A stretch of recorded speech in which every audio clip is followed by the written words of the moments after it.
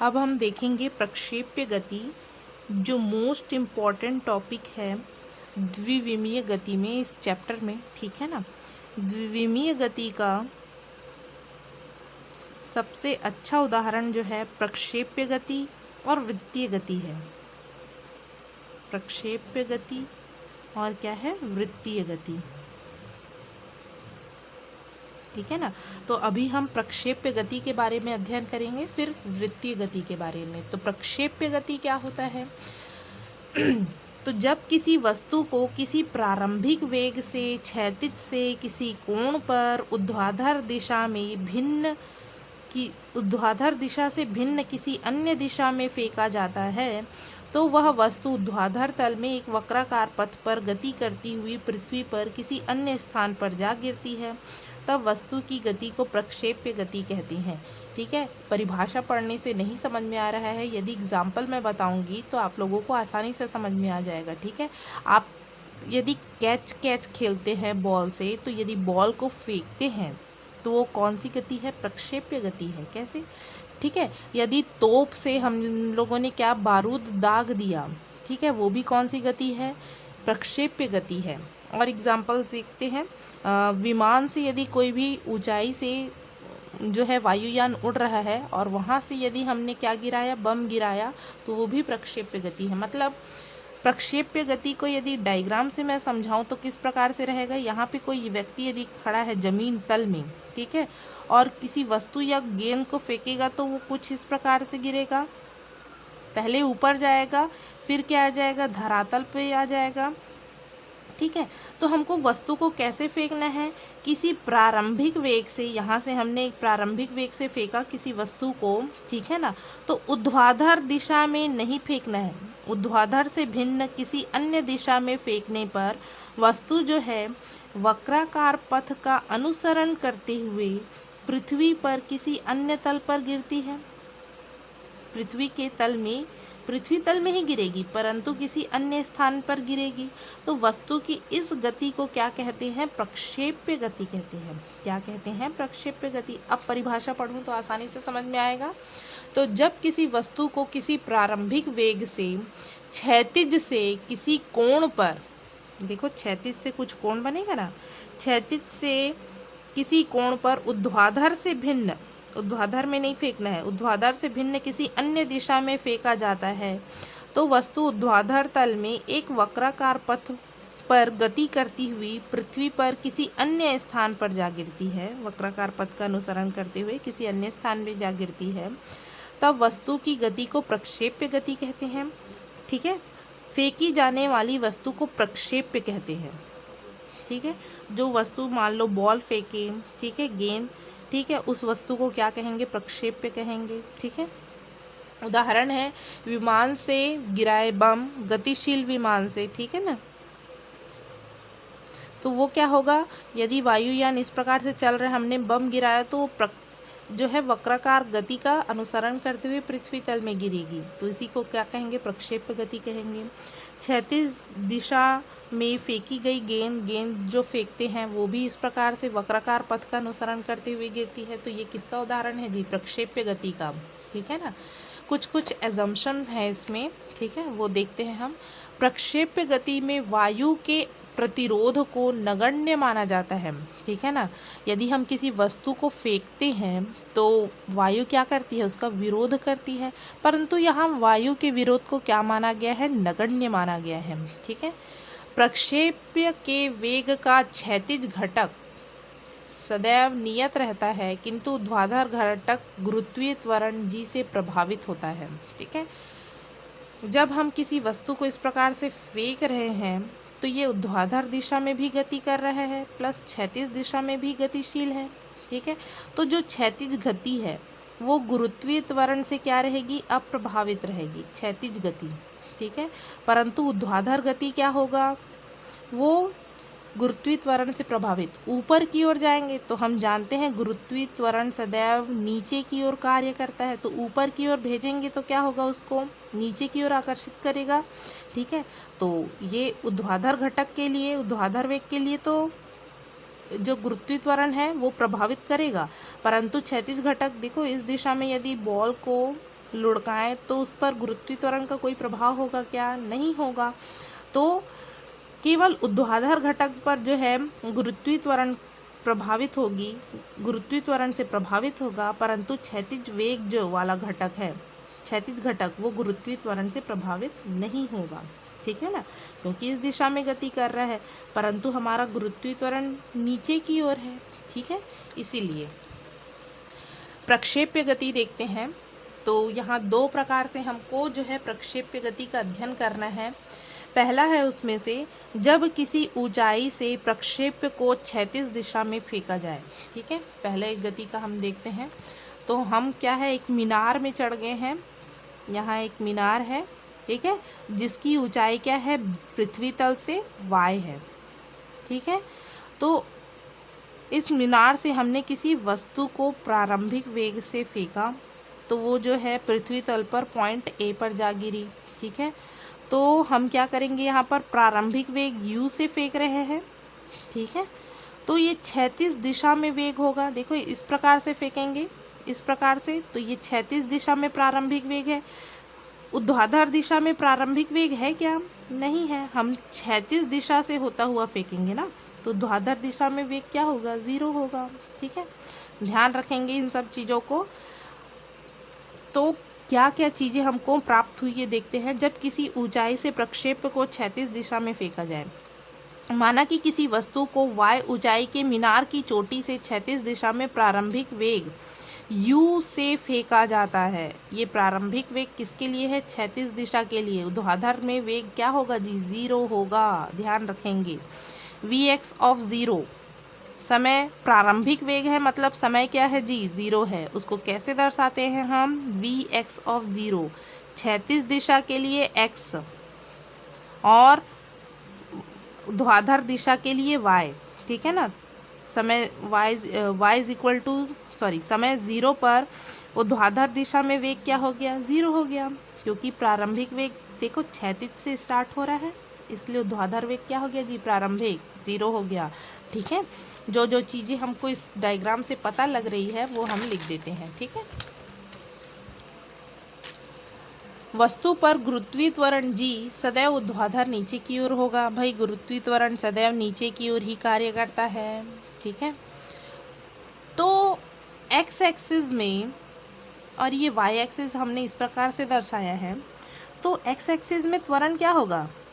क्षैतिज दिशा में इस प्रकार से त्वरण 0 होगा। भाई ऊर्ध्वाधर दिशा में अभी हम लोगों ने प्रक्षेप्य गति पढ़ा था, उसमें देखा कि क्षैतिज दिशा में त्वरण क्या होगा? अप्रभावित रहेगा। ठीक है, केवल ऊर्ध्वाधर दिशा के लिए त्वरण जो है प्रभावित करेगा हमारे वेग को।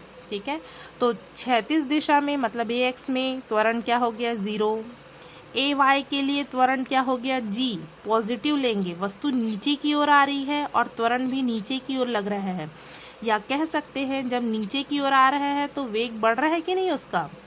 ठीक है, तो त्वरण क्या होगा? पॉजिटिव। वेग बढ़ता है तो पॉजिटिव, वेग कम होता है तो नेगेटिव लेते हैं। अब आगे देखते हैं, गुरुत्वीय त्वरण g के कारण वस्तु का क्षैतिज वेग u अप्रभावित रहेगा। भाई क्षैतिज दिशा से वेग को कोई त्वरण को कोई लेना देना नहीं है। ठीक है ना, इस प्रकार से क्षैतिज दिशा में वेग, मैंने अभी बताया था बॉल को यदि लुढ़काएंगे तो त्वरण, गुरुत्वीय त्वरण उसको प्रभावित नहीं करेगा, परंतु ऊर्ध्वाधर दिशा में बॉल को फेंकेंगे तो वो गुरुत्वीय त्वरण उससे प्रभावित होगा, या ऊपर से नीचे की ओर फेंकेंगे तो भी गुरुत्वीय त्वरण से प्रभावित होगा, परंतु लुढ़काएंगे क्षैतिज दिशा में तो अप्रभावित रहेगा। ठीक है ना, किंतु ऊर्ध्वाधर वेग लगातार बढ़ता चला जाएगा। ऊर्ध्वाधर जो वेग है वो लगातार क्या होगा? बढ़ता चला जाएगा। अब देखते हैं ऊर्ध्वाधर दिशा में गति के लिए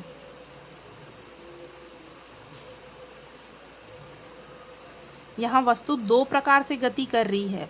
ऊर्ध्वाधर दिशा में भी गति कर रही है और साथ ही साथ क्षैतिज में भी जो है गति कर रही है। देखो यहाँ तक की दूरी उसने तय की और ऊर्ध्वाधर में इस प्रकार से दूरी तय की, तो तभी तो द्विविमीय गति है, प्रक्षेप्य गति। ठीक है ना, तो माना वस्तु को पृथ्वी तल तक आने में t समय लगता है। पृथ्वी तल तक आने में कितना समय लगा? t समय लगा।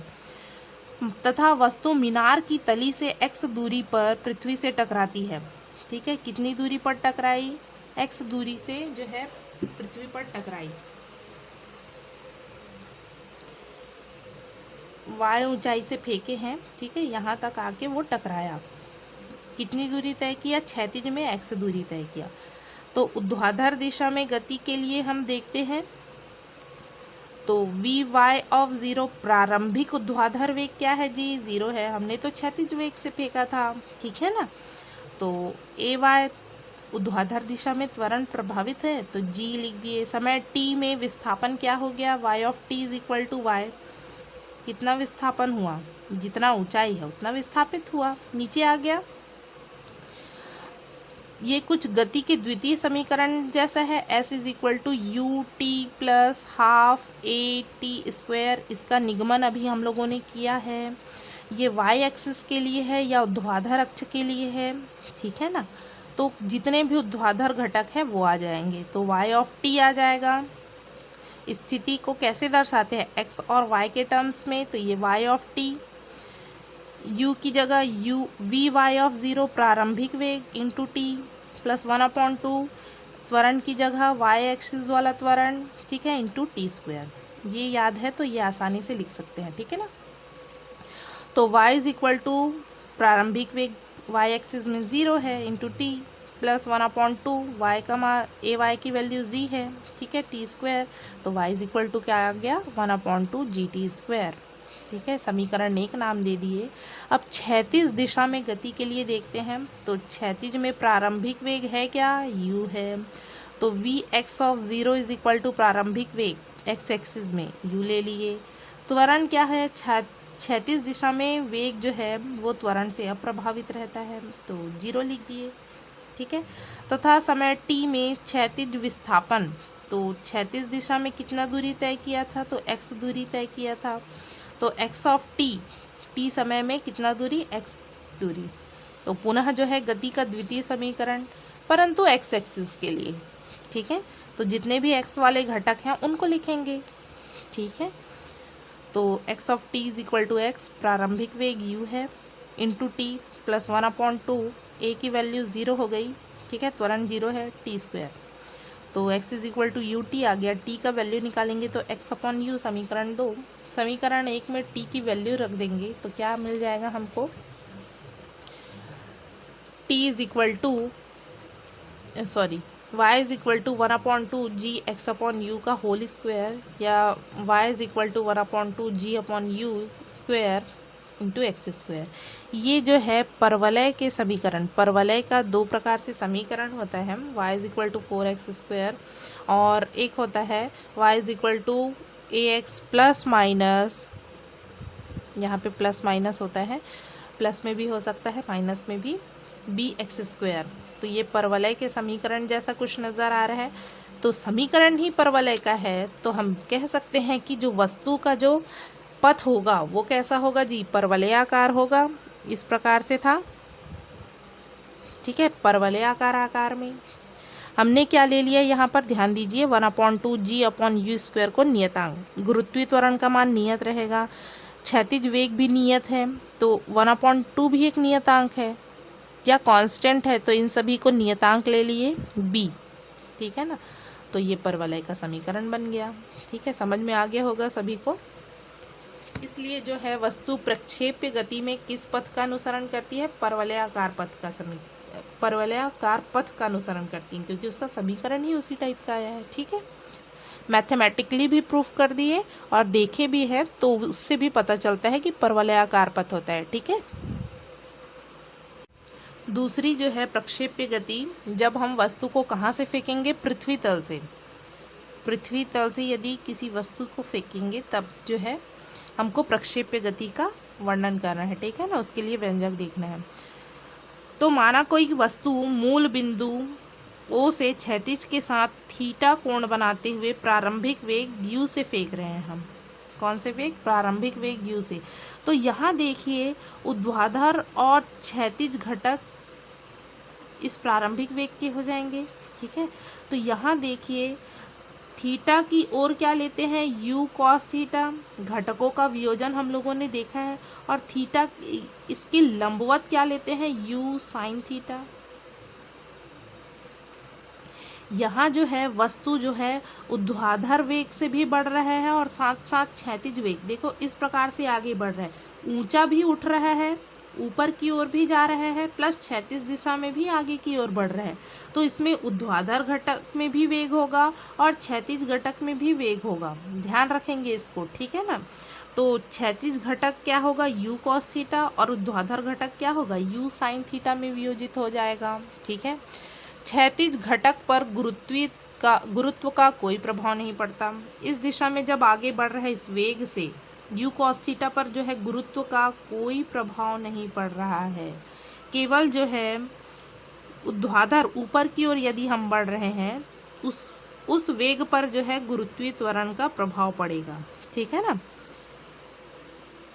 अतः संपूर्ण गति के दौरान u cos थीटा नियत बना रहता है। ठीक है, अब गुरुत्वीय त्वरण का कोई प्रभाव नहीं पड़ रहा है, तो क्षैतिज दिशा में त्वरण क्या होगा जी, 0 होगा। ठीक है, क्षैतिज दिशा में त्वरण क्या होगा, 0। इस प्रकार से आगे बढ़ेंगे और त्वरण इस प्रकार से है, तो वस्तु ऊपर की ओर जाएगा तब त्वरण काम करेगा, परंतु क्षैतिज दिशा में यदि कोई वस्तु है तो उस पर त्वरण क्या हो गया, 0 हो गया। तो प्रक्षेप्य पथ का अब समीकरण देखते हैं हम। तो पहले क्षैतिज दिशा में गति के लिए निकाल लेते हैं। तो माना वस्तु द्वारा t समय में चली गई क्षैतिज दूरी क्या है, x है।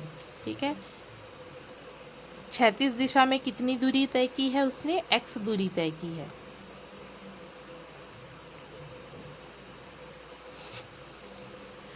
अब देखते हैं Vx प्रारंभिक वेग क्या है, u cos थीटा है। त्वरण क्या हो गया, क्षैतिज दिशा में 0 हो गया। x क्या हो गया, x हो गया।